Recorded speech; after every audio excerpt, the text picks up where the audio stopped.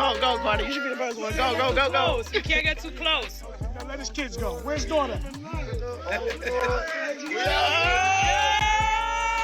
Val, New York. Yes, sir. Fresh out the can. Damn. Over 18 stretch. Damn. They gave me 7 and 5. Max B when he gets Nah, out. Max B. Okay. Max, out of here. People don't play with me with that conversation. Ain't nobody can tell me nothing about that. That's the first thing I say. You heard? Okay. That's how you feel. That end the deal for anybody. There ain't no Max talking about conversation. Period. Max B is finally back on the streets after serving nearly $16 long years behind bars. Despite battling numerous legal cases and facing significant setbacks, he consistently refused to let his name fade from the public eye. The wave is officially back, but not everyone is celebrating his return. How you I feeling feel right righteous. now? Feeling good. Feeling good. I know what it is. I'm grateful. Okay. I'm thankful. Love that. Word is that Jim Jones, a person very familiar to the situation, is already upset about Max B's release. Max B's return doesn't just reopen an old chapter, it reopens old wounds, and the trolling directed at Jim Jones is already escalating significantly. It hasn't even been 3 full days since Max B was released, yet he's moving like he never missed a beat. You can't scroll through social media without seeing him. One minute, he's at a jewelry store checking out new ice, a slang term for diamonds and jewelry. The next, he's celebrating at someone's birthday party. He's then seen posted up in a club, and suddenly he's appearing at a Jets game, acting as if he's been free this entire time. It truly feels like an entire documentary crew is following him around the city. This is clearly not one of those quiet situations where someone returns home and chooses to lay low. Max B has jumped right back into the spotlight as if he never left, and he appears to be loving every second of it. That's an A-lister. Okay. Anybody that got a sack, balls, look me up. I'm gonna get you right. And the crazy part is that fans are loving it too. This is hands down one of the most hyped homecomings hip-hop has seen in years, as fans have been waiting over a decade to see the wave finally moving again. Therefore, it makes perfect sense that he is everywhere right now. Max didn't just come home, he came home making noise and grabbing headlines. Wasting no time, Max even proposed to his girlfriend just 1 day after being released, clearly showing that he is starting a whole new chapter in his life. However, with all that shine comes the inevitable drama, because a comeback this loud is guaranteed to reawaken old problems. Suddenly, all the usual discussions are back: old feuds, snitching whispers, jealousy, and people choosing sides, the whole messy mix. But the one storyline catching the most attention right now is his long and ugly feud with Jim Jones. Jim Jones spent years trying to disconnect himself from anything tied to Max B, reiterating in interview after interview that he didn't want to speak on Max, deal with Max, or have anything to do with him. Max B when he gets Nah, out. Max B. Okay. Max, stop dick. Fuck out of here. In one public appearance, he even said, F. Max B. He later tried to clean up the statement by saying he could maybe forgive but would never forget. That basically meant the door to reconciliation was locked tight. However, now that Max is out and moving as if he's never been gone, it was only a matter of time before Jim's name was dragged right back into the mix. And the person who chose to reignite that entire situation, of course, was 50 Cent, a move that surprised absolutely no one. 50 Cent and Jim Jones have been trading insults for years, so the second Max B was released, it provided the perfect opportunity for 50 to start mocking him again. He immediately jumped on Instagram and did what he does best, stirred the whole pot. He posted a meme from the movie Belly showing the character Rico eating a banana, tagging the character as Jim Jones, essentially hinting that Jim Jones was cooperating with authorities, snitching. 50 threw his classic spin on the caption, writing something like, "Homie said Max home, it's packed in Harlem. Jimmy about to drop a dime on these dudes, lol." To turn the heat up even more, he added a clip of Max B on FaceTime with DJ Who Kid. After that, it wasn't just 50 Cent. Bloggers, hip-hop pages, and fans all jumped in, turning the comment sections into straight chaos. The history of the rivalry. For anyone who doesn't know, the tension between Jim Jones and Max B was never a simple rap disagreement. It was deep, personal, and messy on both sides. Back in the mid-2000s, Jim and Max were moving like true brothers, locking in at the studio, chilling together, and sliding through Harlem side by side. But even before all the music, fame, and headlines, Max had already lived a wild life. He had just returned home in 2005 after serving 8 years on a robbery case. When he stepped out, the world finally met Max Big Gavelli, a name he created by blending Biggie Smalls, Machiavelli, and his own style. When Max touched down, Harlem was already in a crazy era. The diplomats were running the city. Cameron, Joel Santana, and Jim Jones had the streets locked with hit after hit, dropping anthems that shaped a whole generation. Through Cameron, Max linked up with Jim, and the energy between them was instant. The rise of the wave. Jim signed Max to his Bird Gang label and teamed him up with the legendary Harlem producer Dame Grease. From that point, everything started moving fast. By 2006, Max had already dropped his first mixtape, $1 Million Baby, which instantly took over the streets. Max's raspy, melodic delivery, his offbeat swagger, and his wild, wavy style made him sound unique and unlike anyone else at the time. At the same time, Bird Gang had another rising talent, Stack Bundles. With both Max and Stack in his corner, Jim Jones had the perfect duo. They were widely regarded as the future of Harlem. Max was the hidden force behind the catchy hooks and melodies that made Jim's tracks explode. Tracks like Baby Girl turned into straight neighborhood anthems. Soon, the chatter started, with people whispering that Max was the real creative engine behind Jim's new sound. And that's exactly where the tension started creeping in.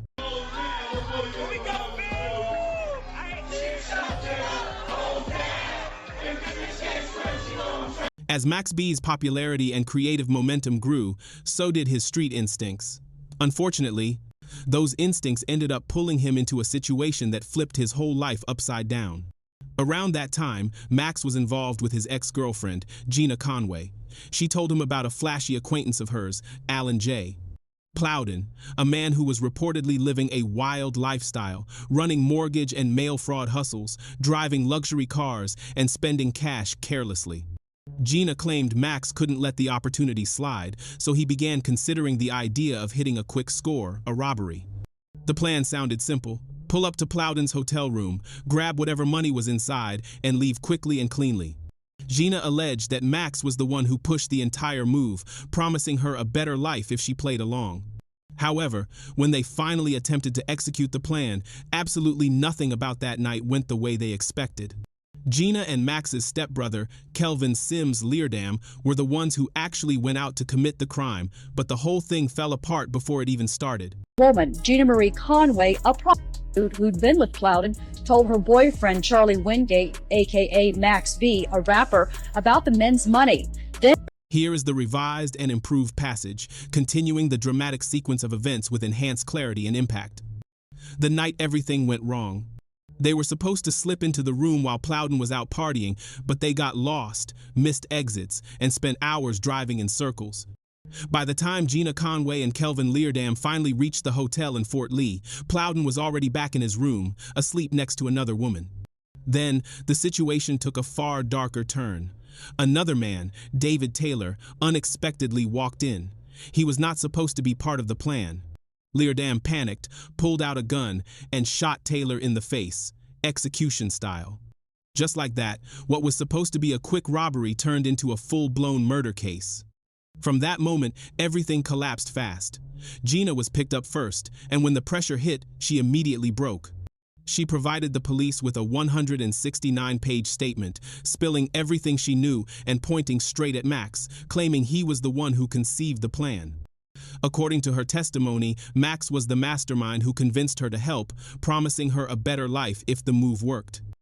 She stated that once things went bad, she told investigators everything simply to save herself. Arrest and the rise of Balin. Once the authorities had her comprehensive statement locked in, they came for Max B. He was arrested and hit with serious charges, including felony murder, even though he was not physically at the hotel that night. Max's bail was set at a massive $2 million. Just like that, Harlem's rising wave star was staring straight at the possibility of spending the rest of his life behind bars. While Max sat in that cold cell, time froze for him.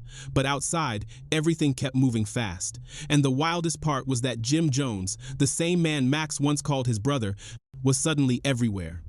Jim had just dropped the song We Fly High, better known by its signature lyric, Ballin', and the track exploded overnight. It turned into a global anthem and became the biggest record of Jim's entire career, officially transforming him into a solo superstar. But behind those prison walls, Max was hearing a completely different story. He claimed that he was the one who had actually written We Fly High. According to Max, he had ghostwritten that song and several of Jim's other biggest records. The hooks, the melodies, and even some of the ad-libs allegedly came from his creative mind. So, while Jim was on TV doing interviews, popping bottles, and cashing major checks, Max was sitting in a cell, watching someone else blow up off a sound he said he helped build. The bailout deal and the fallout. After nearly 10 long months of waiting, Max finally caught a break. The judge reduced his bail to $90,000, meaning freedom was almost within reach. However, he desperately needed help to touch the streets again, and this is where the situation turned dirty. Jim Jones stepped in, but allegedly not out of love, loyalty, or brotherhood. The word around Harlem was that Jim only agreed to help with Max's bail if Max signed over his publishing rights and agreed to drop 6 full albums under the Bird Gang label. September 22nd at the Fort Lee Holiday Inn. Police are called there after a man is shot to death. The victim, David Taylor from Florida, was staying in room 227. What looked like a lifeline was actually a trap. Max, however, was desperate, locked down, and out of options. Therefore, he signed the papers. In that moment, Jim Jones walked away with full control of Max's publishing, and Max walked out with temporary freedom. His entire future now rested in the hands of the man he once trusted the most. When Max B stepped out of jail in July 2007, he was a changed man. Prison had hardened him. The smile was still there, but behind it was a colder, sharper version of himself, carrying heavy resentment. He came home broke, betrayed, and locked into a deal that stripped away everything he had built. As his popularity started growing again, Max realized something crucial. If Jim was not going to treat him fairly, he was done keeping quiet. He was ready for an outright war. When Max declared war, he meant it. He wasn't fighting just for credit. He was fighting for respect, for ownership, and for his entire identity. He walked away from Bird Gang and immediately started plotting his next move. If Jim was going to make money off his name, Max was determined to let the entire world know the real story. Nothing was off limits anymore. The rise of Coke Wave in French Montana. That is exactly when French Montana stepped into the picture. Back then, French wasn't the superstar known today. He was a Bronx street figure known for his Cocaine City DVD series, a raw, unfiltered look into real Bronx life. French already had his own issues with Jim Jones after a shooting incident created bad blood and rumors, so when Max and French connected, it wasn't just about dropping music, it was about lining up for revenge. Max and French teamed up and built Coke Wave, and it quickly became much more than a crew, it was a whole movement. They were the underdogs, aiming straight at the industry from the underground, and they weren't scared of anyone. Max knew he didn't have label backing, but he had something much stronger. The streets rocked with him. He kept feeding the people non-stop, dropping mixtape after mixtape and giving the music away for free, ensuring nobody could silence his voice. Public domain and personal attacks. Max didn't stop at music. He turned his entire situation with Jim Jones into full-on public entertainment. Every interview, every freestyle, and every appearance saw Max firing shots with no hesitation. The first major punch landed with his mixtape, Public Domain 3. The cover alone shook the city. Max was standing in a graveyard next to tombstones labeled Millie, Jim Jones, and Jules Santana, essentially calling them fake like the group Milli Vanilli. Then the lyrics hit. Max rapped, "I know them dudes need me. I was giving them the loop, but them dudes done blew it, letting everybody know he believed he built that sound, and without him, they were lost." The record made serious noise across Harlem. Jim had the fame, but Max had the streets behind him heavily. Max still wasn't done. He pushed even deeper and started going after reputations. One of the wildest moments of the entire feud came when Max dropped "She Touched It" in Miami. This wasn't some light diss. It was straight disrespect wrapped in a song. On the track, Max claimed that Jim's longtime partner, Chrissy Lampkin, had been intimate with him, and that rumor sent shockwaves everywhere. Max even rapped, "She sucked it in Miami while Big Gavelli hit it from the back in her Fendi, and he said it like it was nothing," laughing it off and calling Jim emotional for being unable to handle the truth. Jim Jones, on the other hand, was blindsided. He didn't see any of this coming.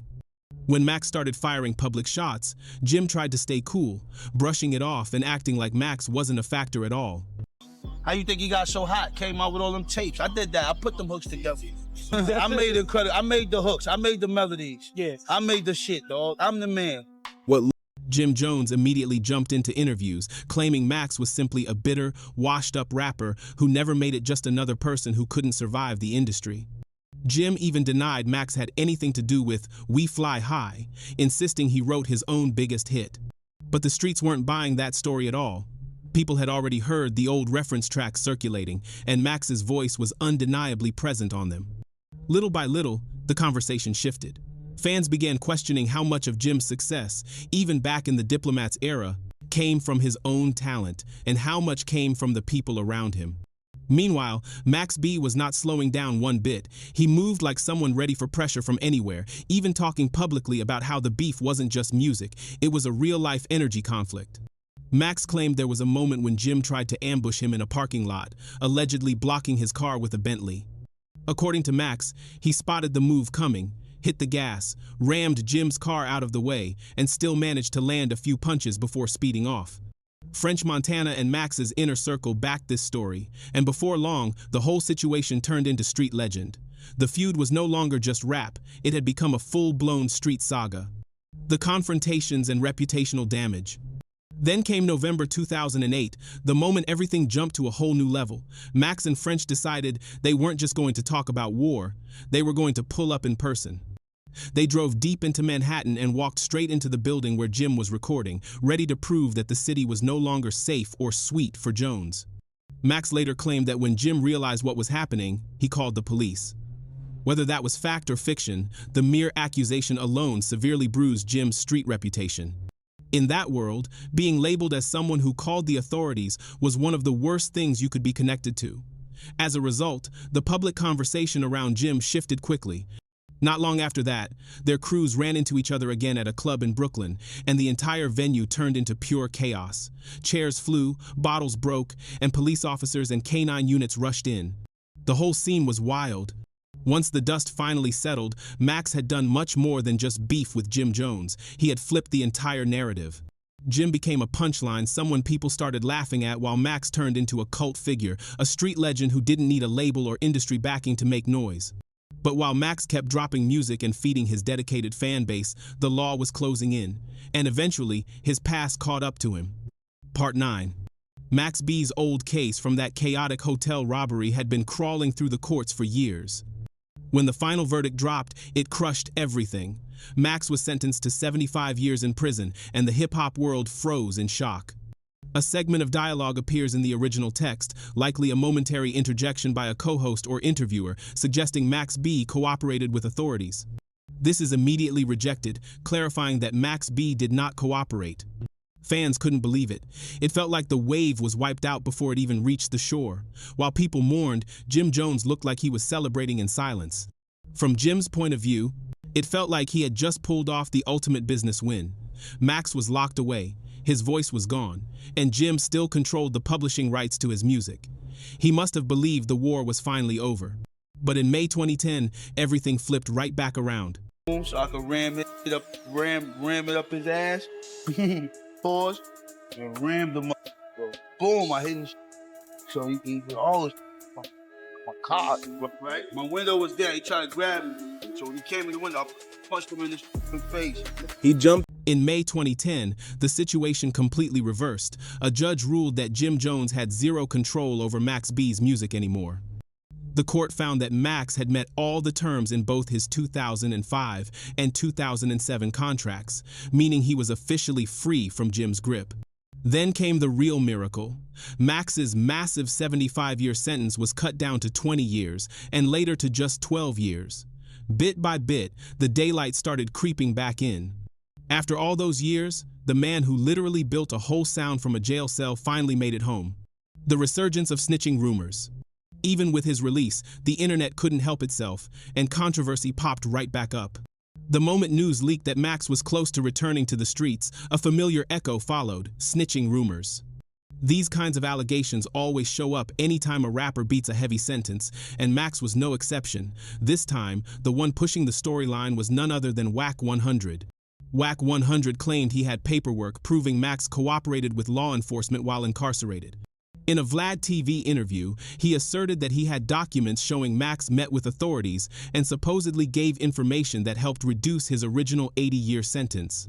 Wack even claimed Max shared details about a woman tied to the case, including where she worked, and alleged this played a role in his sentence being cut. He also claimed people close to Max confirmed it and even hinted at potential video evidence that could harm Max if it were released. But here is the real issue. Nobody outside of Wack 100 has ever seen this so-called paperwork. Even Wack admitted he never met Max, never spoke to Max, and never had any dealings with him at all. Most people viewed the entire situation for what it was, another attempt to grab attention using someone else's name. Fans came to Max's defense immediately, calling Wack's claims straight clout-chasing nonsense. Honestly, most people didn't care about the rumors. They were simply happy to see Max home, smiling, and finally living life again. The future of the wave. Now that Max B is officially back, the big question everybody is asking is whether he will jump back into the music game and if the new generation will embrace him the way the old one did. The industry has changed a lot since he first touched down, but the streets don't forget their legends. For now, Max looks like he is just enjoying his freedom, soaking up the love, reconnecting with his people, and feeling the energy that has been waiting on him all these years.